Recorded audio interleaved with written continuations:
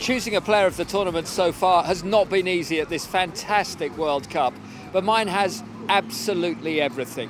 He has pace, he has guile, he has agility, such quick feet, awareness, he can deliver the perfect pass, he can make defenders scared in every moment, and also he can score goals. He's done it against Spain.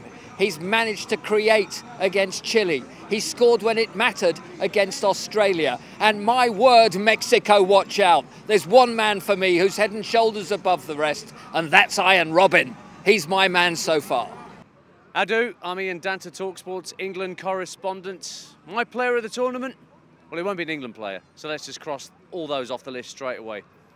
Obvious one for me, James Rodriguez of Colombia. My word, he's come to the party at this World Cup. Yeah, maybe he's not got quite the same amount of goals as Neymar or Thomas Muller, but he's a skillful, stylish player. He will go an awfully long way in the game, and it shows that they're not missing Falcao as much for Colombia because he's that good. James Rodriguez, my player of the tournament so far. Hi guys, it's Macca. And my player of the tournament so far, well, I'm going to base mine on the games I've actually commentated on. Obviously watched most of the games that have been played, but let's actually judge by what we've seen in the flesh.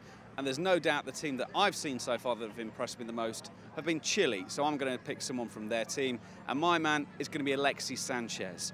Obviously, he's an attacking player. He's right up the front end trying to get the goals. But his work rate has been absolutely sensational. In the game against the Dutch, when they just had 6, 7, sometimes even 8 across the back line, he was dropping miles back into almost in the defensive line for Chile, trying to break them down. He was picking up the ball, trying to dribble it. He was working so hard.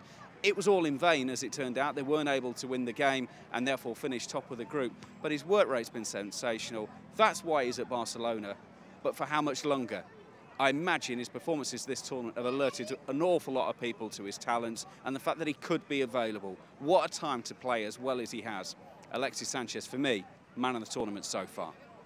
Yeah, it's been really difficult for me because this is the first World Cup where I've actually been out here since '94 when I worked on fantasy football, and also where I watched 51 out of the 54 games, right the way through to talkSPORT 2010. I've always watched virtually every single game of the World Cup, absorbed all the football, but here in Brazil that hasn't really been my role. My role's really been to monitor the idiotic behaviour of the moose. And so I've seen games, but I've kind of hardly been concentrating on them. So when Ian Cruz asked me who my favourite player of the tournament was, apart from the obvious Lionel Messi, where he was fantastic, wasn't he, in that game, the first game when he made those 2 Bosnian defenders fall over, I really am not qualified to say, but he said that's okay if I do that. Now I'm going to turn around and I'm not, for a change, wearing the speeders, but I'm still going to do that stupid walk.